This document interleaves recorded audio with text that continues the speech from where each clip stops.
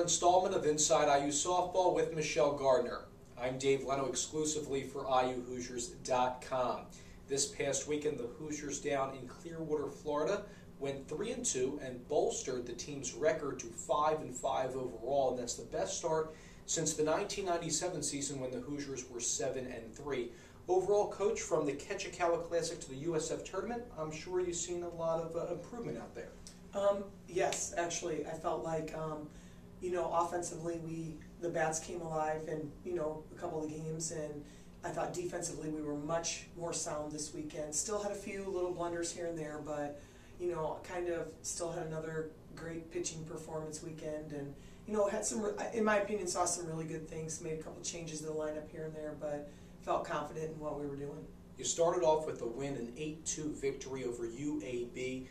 The pitcher, Alicia Smith, had some trouble in that first inning, about 8 illegal pitches called on her, and I want to get your take on that because last year was troubling for a couple Indiana pitchers with all the illegal pitches called, I believe, at the DeMarini Classic at Cal State Fullerton last year. So what's your take on that subject? Well, I think that has been a point of emphasis. It started last season, and through our meetings and things like that and working with umpires, they're really trying to crack down on it and make sure that the pitchers are illegal and that they're not crow hopping and, feet are staying on the rubber and all those things. And then, obviously she was struggling in coming off the mound or off the ground and actually literally being airborne, and I think that is their point of emphasis. Now, we haven't seen it called a whole lot beyond that, but I also think that a lot of pitchers throughout the country made adjustments over the summer. Kids who had been illegal you're now seeing legal. A perfect point would have been Kenzie Fowler in the Arizona game, because Kenzie got called for a lot of illegal pitches at the College World Series,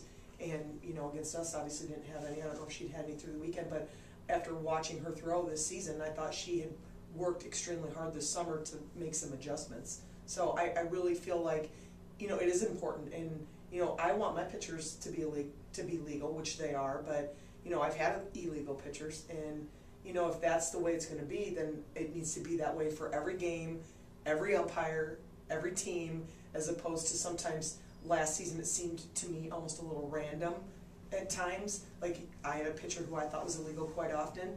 In every third game she'd get called for it. So, to me it's being consistent with the call, which will make the difference in that whole idea of pitching legal or illegal. And after the UAB matchup, you guys played DePaul. You lost that one 7-3. At one point, you were down 7-0, and the Blue Demons had runners at second and third with less than 2 outs, almost a chance to add some more runs. But you guys stopped them there, and your ability to do that, it showed a lot of urgency from your club to get right back in the ball game, and you really exhibited a lot of heart in that contest despite the loss. Well, and you're exactly right. We battled. Unfortunately, we had given away quite a few runs to start the game, and without one inning, we maybe lose that game 4-3. Maybe we find a way to eke out another run, but I really felt like, after some pretty big mistakes, we were able to come together as a group, and at any time, I really felt like we could still come back and win that game. And to me, that's the difference in this year's team as opposed to some teams of the past is, even when we're down, I still feel like we can win a ball game. I've gone into every game feeling like we can win it, and that is a real good feeling from a coach when I have that confidence in them, and surely want them to have that confidence in each other and in themselves. Well, you came away with a couple victories to culminate the tournament. You lost to Fordham, but then you turned it around quickly against USF, and then you ended it with a victory over Ole Miss. A couple players in particular did some good things from my vantage point. First, Heather Nelson, responsible for both those outs at the plate, throwing in the relay to Amanda Wagoner on one, and then Sam Breanna. She did an excellent job in left field and right field in one of the games. Oh yeah, she definitely has, I think, improved her game quite a bit from last year. Just did the right things at the right time, and those are plays you practice all the time, and to actually see them work and get outs from them is amazing. And my thing is, Heather, defensively has made great strides, and offensively, I mean, she did some good things at the plate this weekend too. And for me, it's still just trying to firm up, what is our starting lineup, because I have changed the lineup in every single game we've played. You were without Cassie Gogrief at the plate. She did play in the field very well, but someone else who stepped up in her footsteps, Amanda Wagoner, collecting her first 2-hit game of the season. Amanda Wagoner, I thought, had a really great weekend. I still feel like, her consistency at the plate is coming. But she looked a whole lot better this weekend than she did last weekend. And obviously moved her around the field. She has played some first base. This past weekend saw third base most of the weekend, and I thought she did a great job. I thought, a couple miscues here and there, but not that they were necessarily all her fault. But yeah, then at the plate it started to look a little more comfortable. And that kid can hit the ball, but when you've got to be able to mentally get into the zone when you walk into the box, and I think that's something she struggled with a little bit. And this weekend I felt like now it was starting to come around. Next up, Nate Wiekers will chat with a hitters in the top 10 in the Big Ten Conference, Breanna Saucedo. All right, thanks, Dave. I'm here with Breanna Saucedo, shortstop, a sophomore from Ontario, California, where we're headed this weekend, close to, for the Cathedral City Classic. Bree, first question, batting leadoff generally for the team this year. What is kind of your approach at the plate as a leadoff hitter? Usually when I go out there, I like to be relaxed. My goal when I step up in the box is to usually see a lot of pitches from the pitcher. Batting leadoff, you want to be able to come back to the dugout and give your teammates as much information about the pitcher and her pitches as you can. So that's my first goal, and also to get on base any way I can. Next, other fans that have come out to see you play over the last year and earlier this year would notice when you throw over to first base, you kind of have a sidearm throw. Where did that come from? You see anybody do it? I think I've always done it ever since I can remember. I did it all through high school. I've always thrown sidearm. There's always pictures of me throwing sidearm. Actually, when I came to IU, they tried getting me to throw overhand, and it made my arm sore, so I kind of stopped doing that after a while and just be natural. Last weekend, you had a .500 batting average. Just talk a little bit about what was going well for you last weekend in Florida. Having that batting average gave me a lot of confidence at the plate, and stepping into the box, I think confidence is one of the things every batter should have. I feel like it gives you something that the pitcher doesn't have, and it makes it harder for her to pitch to you, seeing that you're confident with yourself and what you can do with the ball. I think also being relaxed and confident. What are some drills at the plate that kind of help you out with your slapping and that kind of stuff? At IU, we do these one-handed drills. It's where we use our bottom hand and our top hand, and it's basically teaching us to stay through the ball and, teaching us our bat paths for the ball and how to stay through it. I think that helps me. All right, now a little bit off the field stuff here. What's your favorite TV show?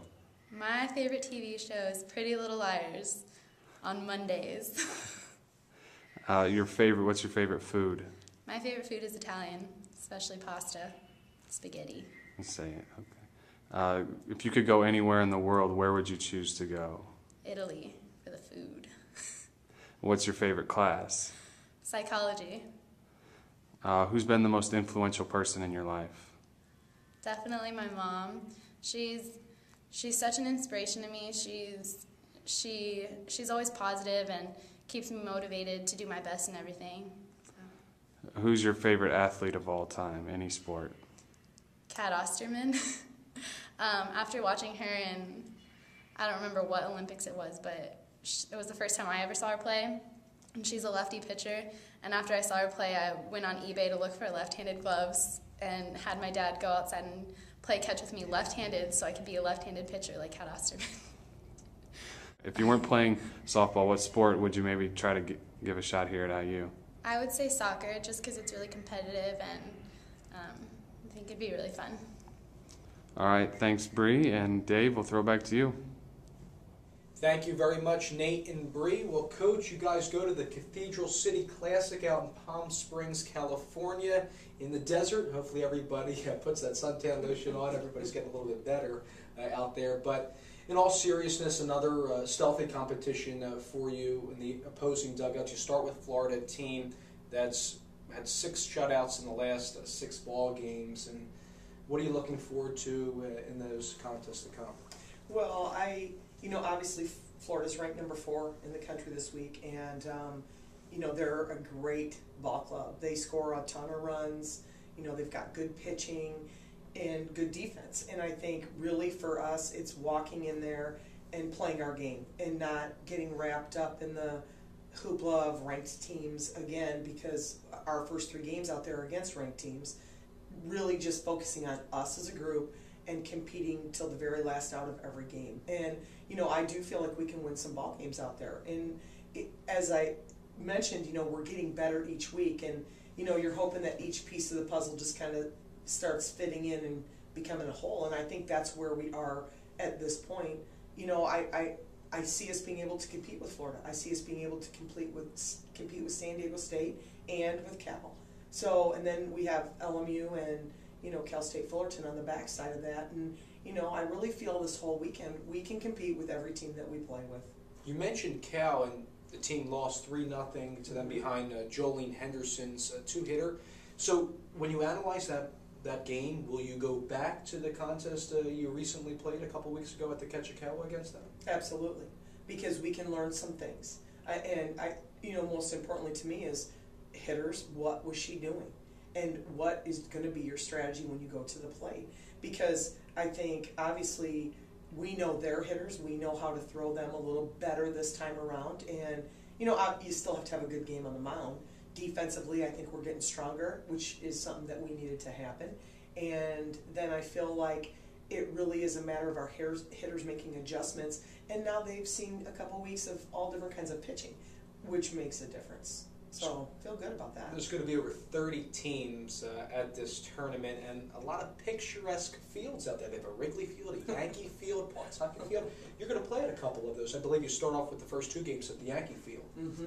It's an amazing ballpark, and there are several of them in the country. There's, they usually call them Field of Dreams, but the whole one of the outfield walls is painted mural of people sitting in the stands.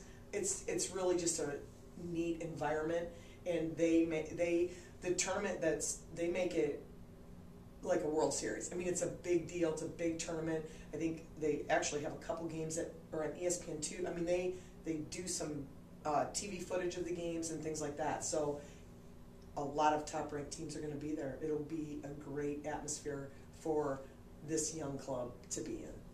You haven't played in Big Ten play as of yet. However, you guys are up there in the statistic categories. Breanna Saucedo, I mentioned, in the top 10 pitching. You have a 2.51 staff ERA, thanks to Morgan Miller's dominance. Also, Sarah Olsen, Jessica Dobson doing a great job as well. Jordan Taylor and Michigan is ranked number 1 in that category too. So let me ask you, do you look at these Big Ten teams even though you're in preseason play right now? Absolutely. Because when push comes to shove, that's what we're preparing for. And, the bottom line is, this is the first year statistically we've been up there in a number of categories. And, and not that you can base it all on that, because we all are playing different levels of competition. But, it gives us an opportunity to see how we might look down the road against some of them. And, quite frankly, it gives me an opportunity to see who's doing well, who's not, and, get prepared for the Big Ten season, because really, in essence, that's what we're doing. All right, Coach, thanks for your time. Thanks, Dave. On behalf of Coach Michelle Gardner, Nate Weekers, and Breanna Saucedo, I'm Dave Leno. Best wishes, everyone.